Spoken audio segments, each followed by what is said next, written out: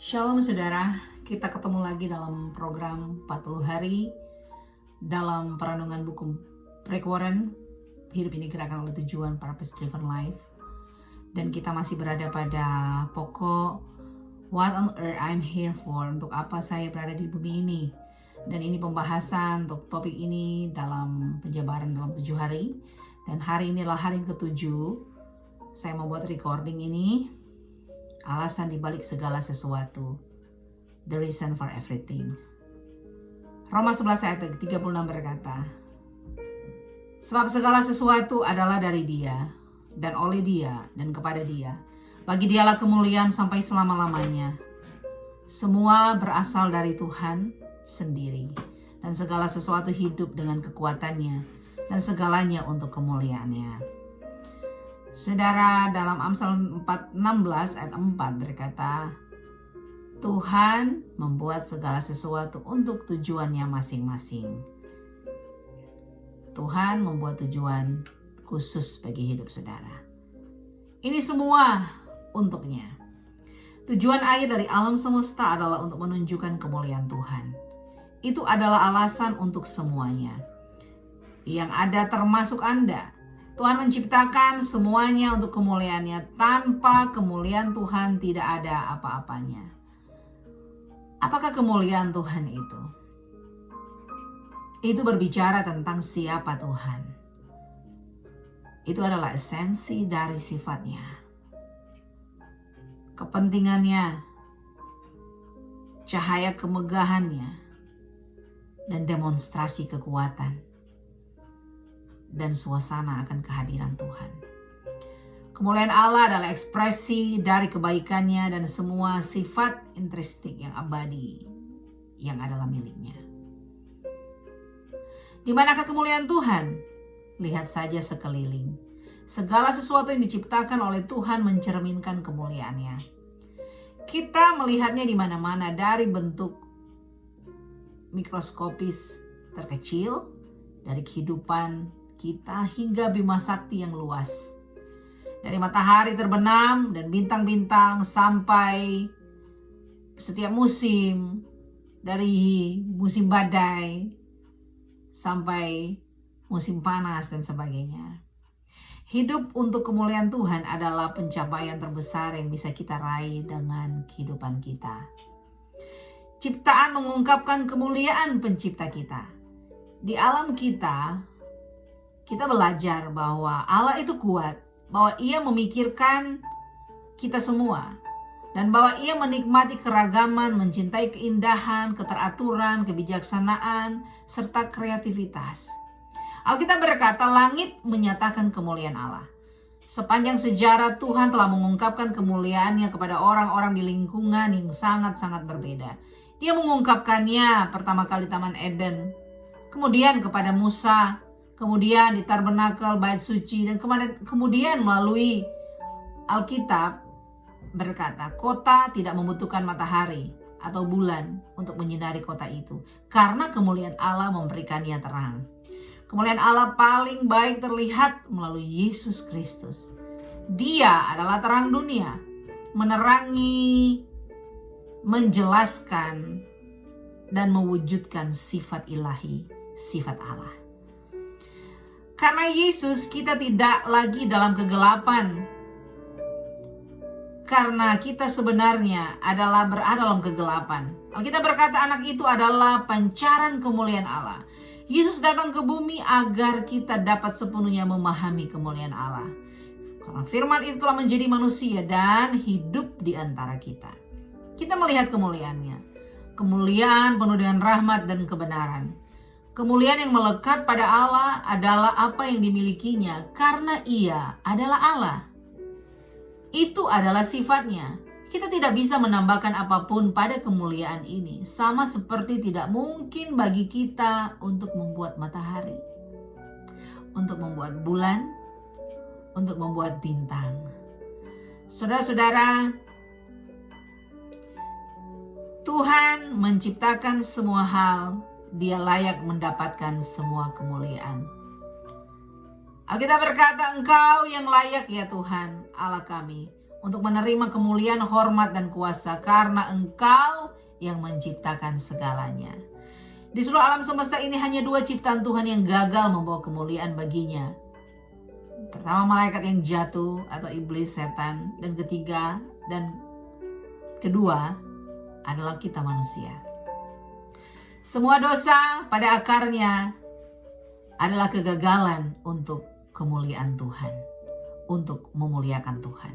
Sekali lagi, semua dosa pada akarnya adalah kegagalan kita untuk memuliakan Allah. Ia mencintai hal lain selain Tuhan.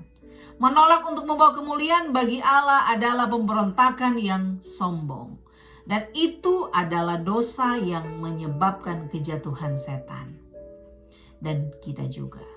Dengan cara yang berbeda, kita semua hidup untuk kemuliaan kita sendiri, bukan untuk kemuliaan Tuhan. Alkitab berkata, semua orang telah berbuat dosa dan telah gagal mencapai kemuliaan Allah.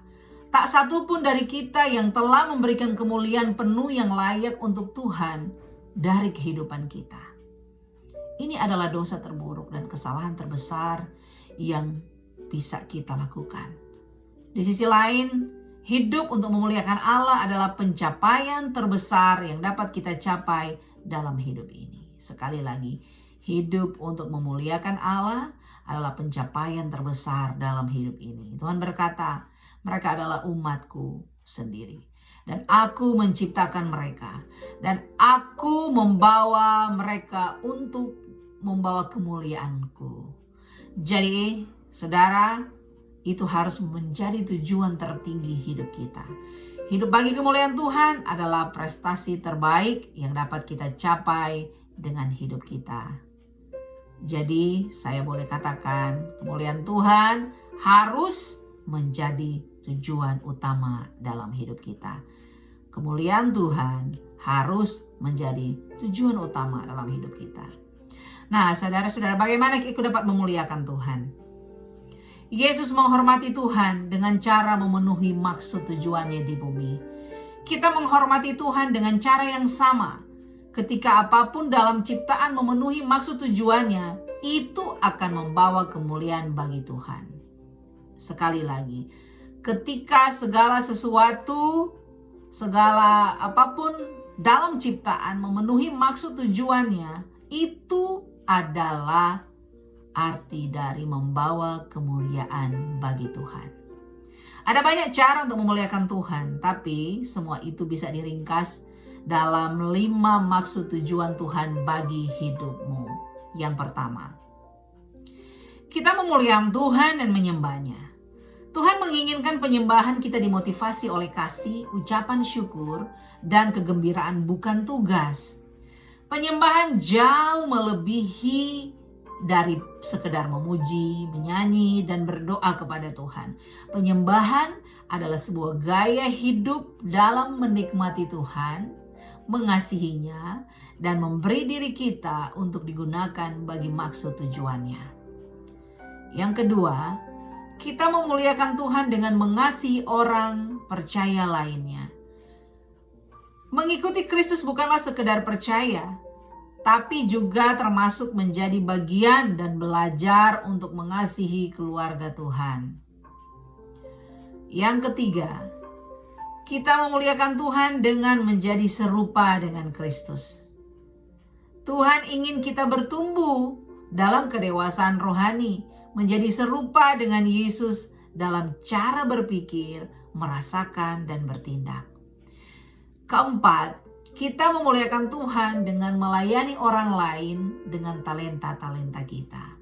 Tuhan tidak memberimu kemampuan untuk maksud tujuan yang egois. Semua itu diberikan untuk menguntungkan orang lain. Seperti halnya orang lain diberi kemampuan untuk keuntunganmu. Saudara-saudara, yang kelima, kita memuliakan Tuhan dengan bercerita tentang Tuhan kepada orang lain. Tuhan tidak menghendaki kasih-Nya dan maksud tujuannya dirahasiakan. Ia mengharapkan kita membaginya dengan orang lain, memperkenalkan Yesus kepada mereka, membantu mereka menemukan maksud tujuan mereka, dan menyiapkan mereka bagi akhir keabadiannya. Kamu ingin hidup ini untuk apa? Menjalani sisa hidupmu bagi kemuliaan Tuhan akan membutuhkan perubahan dalam prioritasmu, jadwal, relasi, dan segalanya. Hal itu kadangkala akan berarti memilih jalan yang susah dan bukan yang mudah. Tuhan akan memberimu apa yang kamu butuhkan jika kamu mau memilih untuk hidup bagi Dia. Hidup yang sesungguhnya dimulai dengan mengabdikan dirimu seluruhnya kepada Yesus Kristus. Yang perlu kamu lakukan adalah pertama, percaya. Sekali lagi, pertama, percaya. Percayalah bahwa Tuhan mengasihimu dan menciptakanmu untuk maksud tujuannya. Percayalah, kamu bukan ada secara kebetulan. Percayalah, kamu diciptakan untuk kekekalan. Percayalah, Tuhan telah memilihmu untuk memiliki hubungan dengan Yesus yang mati di atas kayu salib bagimu. Percayalah bahwa tak peduli apa yang telah kamu lakukan, Tuhan ingin mengampunimu. Kedua, terimalah. Terimalah Yesus dalam hidupmu sebagai Tuhan dan Juru Selamatmu. Terimalah pengampunannya atas dosa-dosamu. Terimalah Roh-Nya yang akan memberimu kuasa untuk memenuhi maksud dan tujuan hidupmu. Saudara, pokok perenungan kita adalah segala sesuatu adalah bagi Dia. Ayat hafalan kita Roma 11 ayat 36. Sebab segala sesuatu adalah dari Dia, oleh Dia, dan kepada Dia. Bagi Dialah kemuliaan sampai selama-lamanya. Pertanyaan untuk didiskusikan. Di mana dalam rutinitas keseharianku aku dapat menjadi lebih sadar akan kemuliaan Tuhan? Di mana di dalam rutinitas keseharianku aku dapat menjadi lebih sadar akan memuliakan Tuhan, akan kemuliaan Tuhan. Mari saudara, di hari yang ke-7 ini kita lebih lagi mengetahui untuk apa saya ada di dunia ini. Dan kita akan lanjutkan dengan hari ke-8 sampai hari ke-40 dengan purpose yang pertama yang dibagikan dalam 7 bagian, purpose yang kedua juga 7 bagian, purpose yang ketiga, dan selanjutnya. Ikutilah terus sehingga saudara sampai pada hari ke-40 dan saudara didapati tetap setia dan engkau akan mengalami perubahan-perubahan yang dahsyat seperti yang terjadi dalam hidup saya. Saya percaya saya diubahkan, saudara pun dapat diubahkan. Mari kita berdoa. Tuhan, kami percaya di hari yang ke-7 ini kami mengerti apa yang menjadi maksud tujuanmu untuk menciptakan kami tengah-tengah dunia ini. Untuk apa kami ada di dunia ini. Terima kasih untuk pemahaman, terima kasih untuk buku yang boleh kami baca. Terima kasih Tuhan, biar Roh Kudus terus berbicara bagi kami. Kami percaya bahwa tidak ada satupun rancangan yang gagal dalam hidup kami. Karena Engkau Allah yang Maha Kuasa. Terima kasih ya Tuhan, biarlah firman yang kami dengar menjadi kekuatan bagi kami sekarang dan seterusnya. Haleluya. Amin.